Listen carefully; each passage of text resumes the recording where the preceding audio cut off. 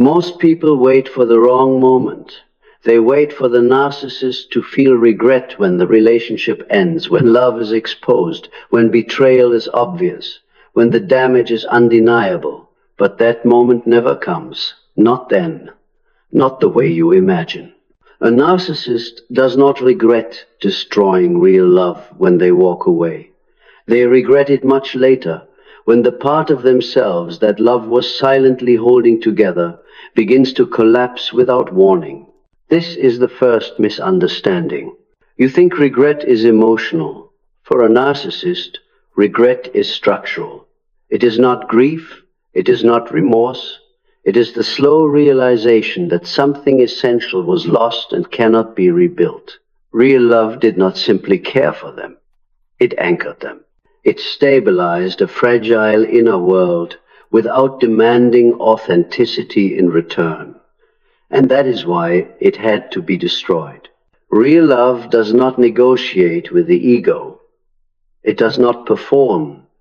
It does not compete. It reflects. And reflection is intolerable to a narcissist because it exposes what admiration can never fill. When you love them without fear, without submission, without obsession, you unknowingly became the most dangerous presence in their psyche. Not because you challenged them, but because you made it possible for them to feel real, briefly, without control. At first, there's no regret. There's relief. Relief from being mirrored. Relief from the quiet pressure of emotional truth. The narcissist reframes the ending as victory. They tell themselves they escaped limitation, reclaimed power, corrected a mistake. Attention replaces intimacy. Desire replaces depth. The system appears repaired, but the shadow waits. Regret enters the narcissistic psyche the moment replacements fail to replicate what was never transactional, when admiration feels empty, when connection feels performative, when every new bond requires effort but delivers nothing real. This is not nostalgia. It is depletion. A subtle but irreversible awareness that something authentic passed through their life and was destroyed by their own hand. They do not miss you. They miss the version of themselves that could exist only in the presence of real love. A version that cannot be summoned again. This is why regret for a narcissist has no confession, no apology, no redemption arc. It appears as restlessness, irritability, compulsive distraction, and intrusive memory, not of you, but of a feeling they can no longer access. This video is not about justice. It is about clarity, about understanding the kind of regret that does not heal, does not teach, and does not transform. The kind that settles quietly into the psyche and stays there. Because once a narcissist destroys real love, the regret that follows is not dramatic. It is permanent. And when you understand this, you stop waiting for them to realize what they lost. You realize instead that the loss has already shaped the rest of their life. Real love threatens a narcissist long before betrayal, withdrawal, or destruction ever occur. Not because it demands too much, but because it asks for nothing they can control. Narcissism survives on transactions. Attention is exchanged for approval. Affection is exchanged for admiration. Stability is exchanged for compliance. Real love breaks this economy. It offers presence without price, care without leverage, and connection without performance. From the first moment, this destabilizes the narcissistic psyche. A narcissist does not experience love as mutual recognition. They experience it as exposure. Real love sees without flattering, stays without clinging, and holds space without shrinking itself. This creates an internal alarm. The ego cannot negotiate with something that does not need it. And what the ego cannot manage, it labels as dangerous. The threat is subtle at first, an unease that cannot be named, a pressure that does not announce itself, but it is constant. This is why narcissists are often drawn to real love and repelled by it at the same time. Real love offers the brief sensation of wholeness they have chased all their lives. For a moment, they feel grounded, calmer, less fragmented. But this wholeness does not come from dominance or admiration. It comes from being met. And being met requires a self that exists. The narcissist's inner world does not have that stability. It has a structure polished, defended, performative, but not a core that can tolerate intimacy without control. As real love continues, it begins to illuminate the difference between persona and presence. The narcissist senses often unconsciously that the version of themselves being loved is not the mask they rely on to survive. This is intolerable. The mask must remain essential. The admiration must remain necessary. If love remains without conditions, the entire system loses its justification. Control becomes the reflex. Testing replaces trust. Subtle devaluation replaces closeness. The narcissist does not destroy real love because it fails them. They destroy it because it succeeds too well. It brings them too close to something they cannot integrate. Authenticity without hierarchy. And so they attempt to reduce it to something familiar: drama, dependency, fear, power imbalance. If love can be made conditional, it can be managed. But real love does not submit to this reduction.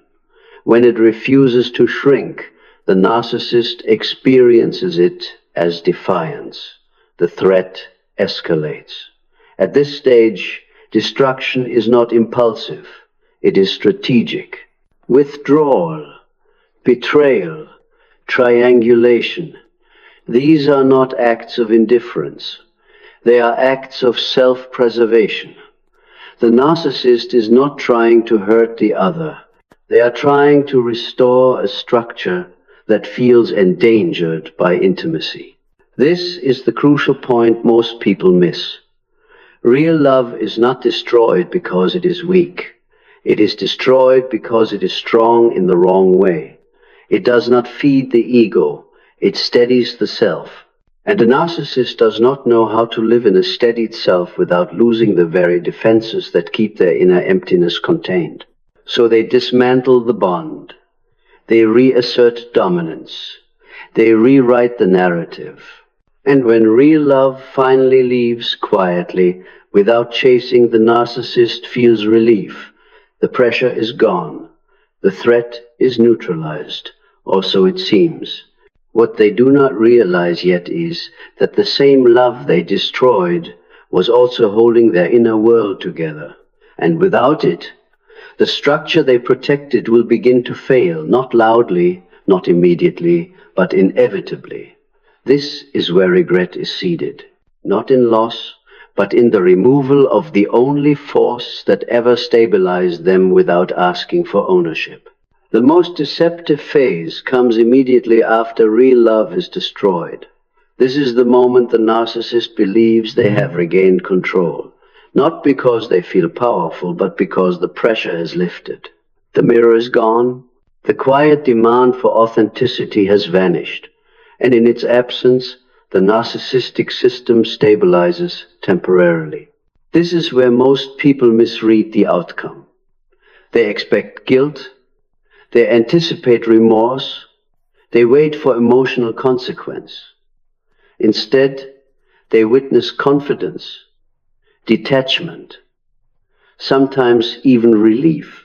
The narcissist appears unbothered, productive, energized. This is not healing. It is anesthesia.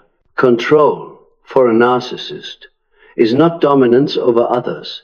It is dominance over inner instability. When real love exits, the threat of exposure exits with it. The ego can breathe again. The persona can resume command. The narrative is rewritten quickly and efficiently. I chose this. I saw the truth. I walked away. In this story, there is no loss, only correction. Replacement begins immediately. Attention fills the vacuum. Novelty distracts from depth. New connections provide surface validation without risk. The narcissist does not seek intimacy here.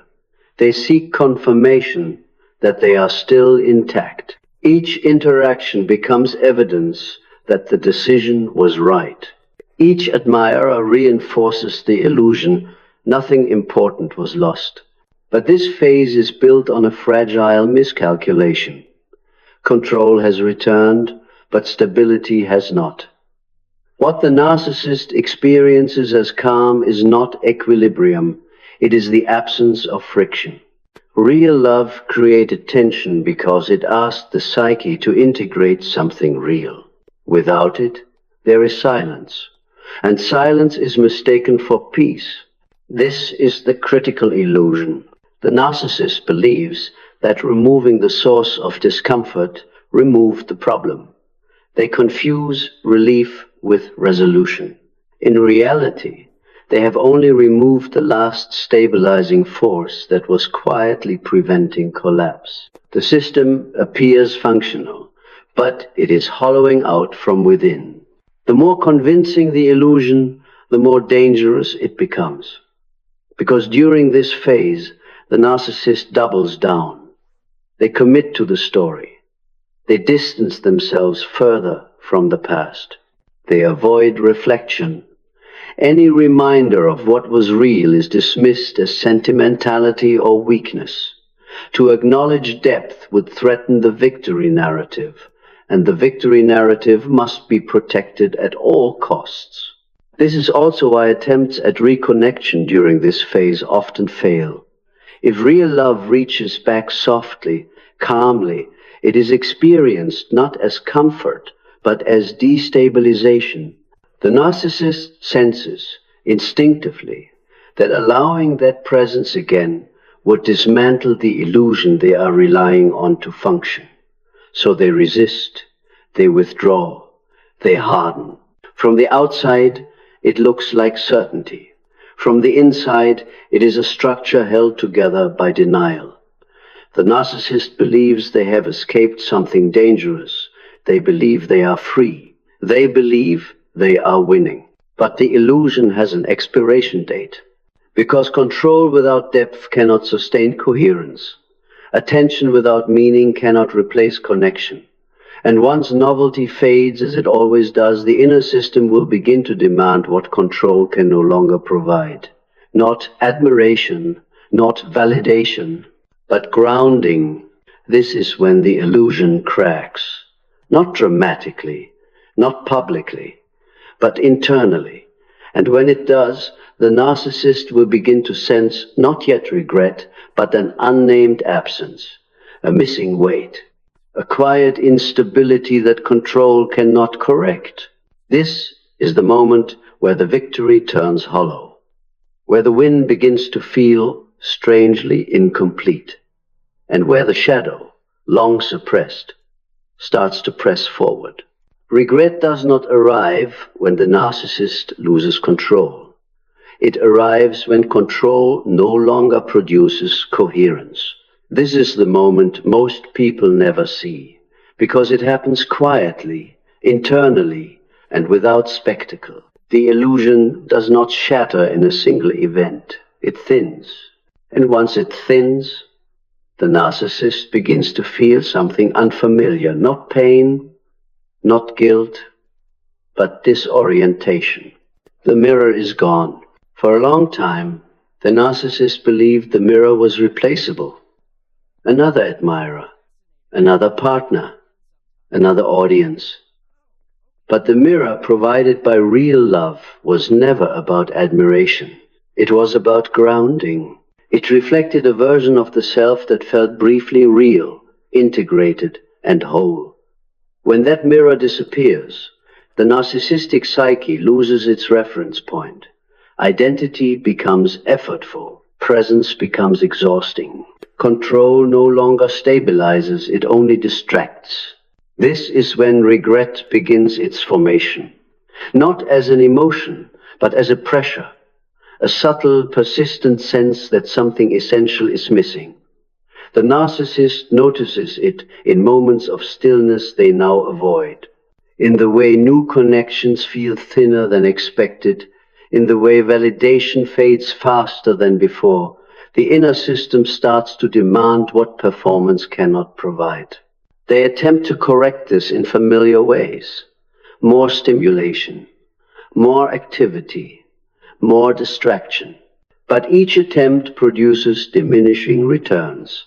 The absence remains, and slowly the narcissist realizes that what is missing cannot be replaced because it was never transactional, it was singular, it was real. This realization does not come with clarity. It comes with resistance. The narcissist pushes it away, reframes it, numbs it. To acknowledge regret would mean acknowledging loss. And loss would mean admitting that the destruction of real love was not a victory, but a miscalculation. That admission threatens the entire narrative that has sustained them since the beginning. So regret is experienced indirectly, as irritation without cause, as restlessness without direction, as a quiet envy toward those who appear grounded without effort. The narcissist begins to sense that others are living inside something they no longer have access to. Not success, not happiness, but internal cohesion. This is the irreversible point. Because once the narcissist recognizes, however faintly, that real love provided something no replacement can offer, the illusion can never fully return. Control may resume, distraction may work temporarily, but the awareness remains. Something was destroyed that cannot be rebuilt. They will not say this. They will not name it. Instead, the memory of real love becomes intrusive rather than comforting. It appears unexpectedly, stripped of sentimentality, not as longing for the person, but as a confrontation with a former self that no longer exists. A self that felt steadier, quieter, less fragmented. This is why regret, once it begins, does not heal a narcissist. It does not lead to growth. It does not inspire repair. It settles. It becomes part of the shadow, unintegrated, unresolved, and persistent. And from this point forward, every new connection will be compared against something it cannot replicate, even if the comparison remains unconscious. The illusion of control has collapsed, not dramatically, but conclusively. And in its place, regret takes root not as punishment, but as consequence, not as justice, but as permanence. Once regret takes root, it does not announce itself. It does not seek confession or understanding. It turns inward, silent, unspoken, and unresolved. This is the stage where the narcissist's shadow becomes active not as emotion, but as pattern. Regret loses its possibility of expression and becomes a force shaping behavior from beneath awareness. The narcissist cannot name what is happening. Language would require ownership, and ownership would fracture the remaining defenses. So the psyche adapts. The regret is translated into symptoms. Irritation replaces sadness. Detachment replaces vulnerability. Control intensifies not because it works, but because it delays contact with what cannot be faced. This is where obsession quietly begins. Not obsession with the person, but with the absence they left behind. The narcissist revisits memories without warmth, replaying moments stripped of intimacy, not to feel closeness, but to interrogate them. What exactly was lost? The question never resolves because the answer threatens identity. As the shadow turns inward, behavior changes. Relationships become more transactional. Boundaries become more rigid. Charm becomes more calculated. The narcissist may appear colder, sharper, more selective. This is not growth. It is containment. The psyche is attempting to manage an internal pressure it cannot integrate. They become hypersensitive to independence in others. Calm detachment now feels threatening. Emotional self-sufficiency in a partner registers as danger. Not because it challenges power, but because it mirrors the one form of connection that once destabilized them. The shadow remembers even when the ego denies. This is why later relationships often feel strangely hollow. The narcissist keeps people close but not inside. They allow access to the persona, never to the core. Intimacy is simulated, not shared. Any hint of unconditional presence is subtly undermined. The shadow has learned one lesson. Real love is destabilizing. Regret at this stage becomes chronic. It no longer spikes, it hums, a low-frequency unease that follows them through success, distraction, and admiration. It surfaces at night, in pauses, in moments of unstructured time. And because it has no language, it cannot be resolved. It can only be managed. This is also when the narcissist's behavior begins to look contradictory. They seek closeness, then sabotage it. They crave validation, then resent it. They pursue connection, then withdraw. These are not games. They are the outward signs of an inner system trying to reconcile control with a memory of grounding it can no longer access. The shadow has fully turned inward now. Regret is no longer about the past, it is shaping the future. Every choice is influenced by an unspoken rule. Never allow a bond that can expose what was lost. And so the narcissist survives, but at the cost of depth. They remain functional, sometimes even successful, but increasingly disconnected from anything that could restore coherence. This is the quiet tragedy of regret without language. It does not punish, it does not redeem, it confines.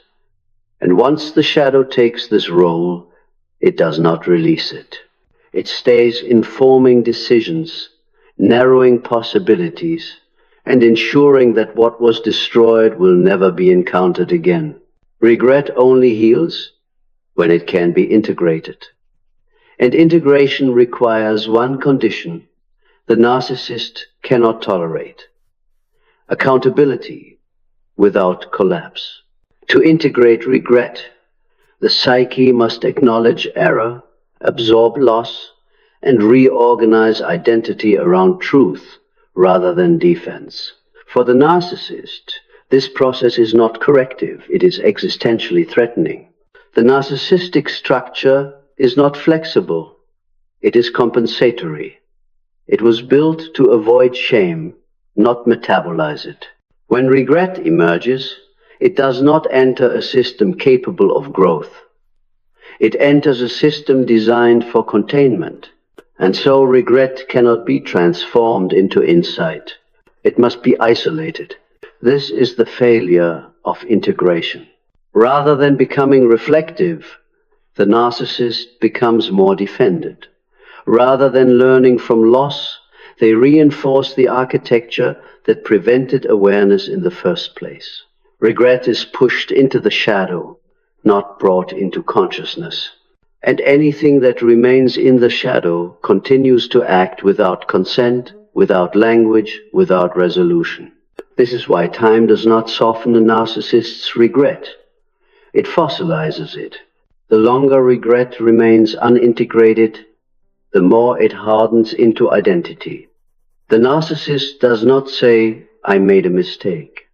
They live out the belief, "I must never be placed in a position where this can happen again." That belief quietly reorganizes behavior. They avoid depth, not because it is painful, but because it is destabilizing.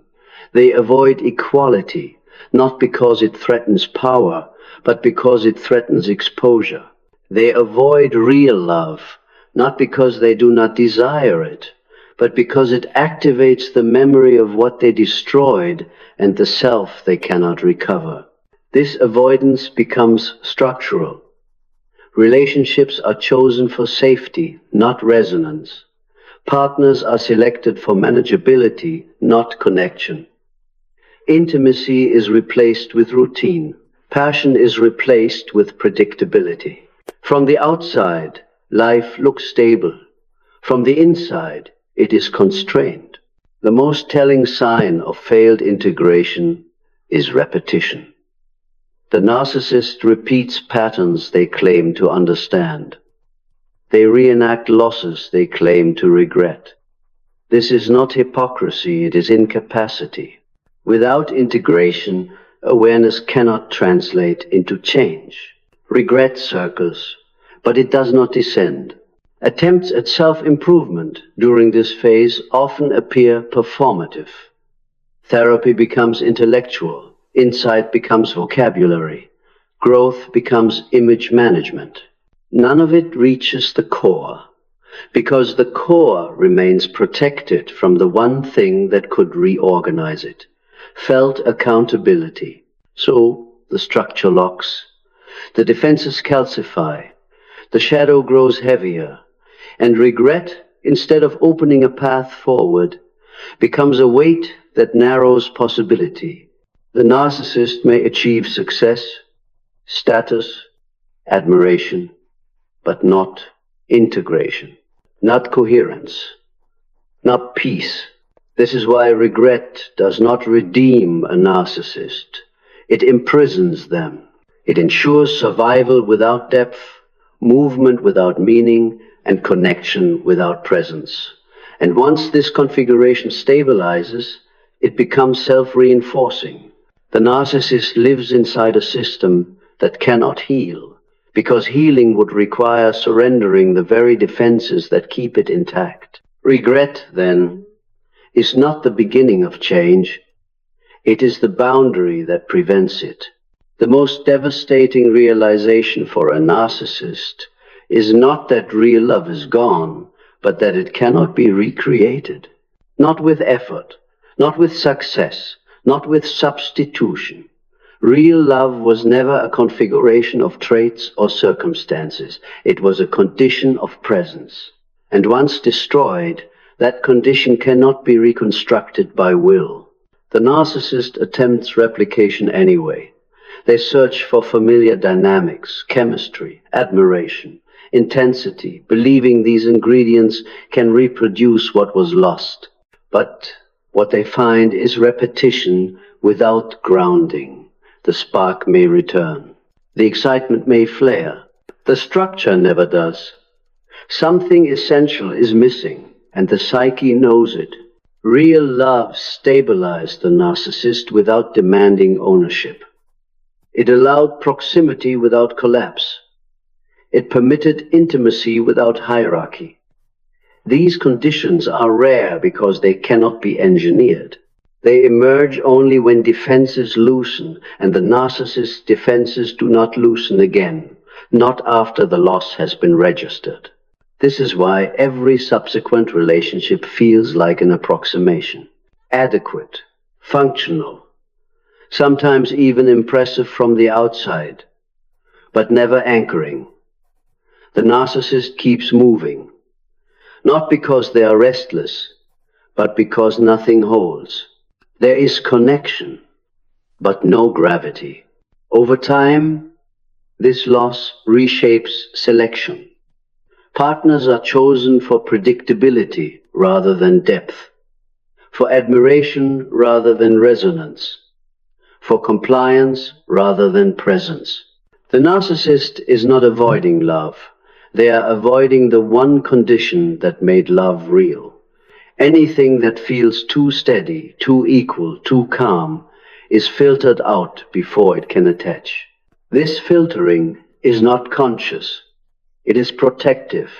The psyche has learned that real love destabilizes the system by revealing what cannot be sustained, and so it chooses safety over truth, control over coherence.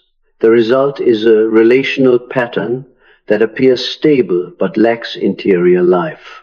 The irreplaceable loss also alters how the narcissist perceives others. They become more comparative, less curious. People are assessed by utility rather than impact. Relationships are evaluated by how well they preserve equilibrium, not by how deeply they connect. The world becomes flatter not because it lacks opportunity, but because depth has been removed as a variable. This is where regret deepens, not sharply, but diffusely.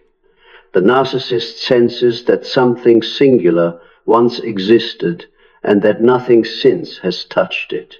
They may deny this awareness, they may rationalize it, but it leaks through as dissatisfaction without cause, success without fulfillment, intimacy without presence. And because the loss is irreplaceable, it becomes definitive. The narcissist does not move on from real love. They move around its absence. Every future bond is shaped by what it must avoid becoming. Every connection is managed to prevent the conditions that once exposed the self too fully. This is the final consequence of destroying real love. Not punishment, not collapse, but a narrowed relational universe. One where love can be simulated, negotiated, even enjoyed, but never inhabited. And once this configuration sets, it persists. Because the psyche has decided that what was lost cannot be risked again. The final consequence of destroying real love is not chaos. It is not punishment. It is not visible collapse.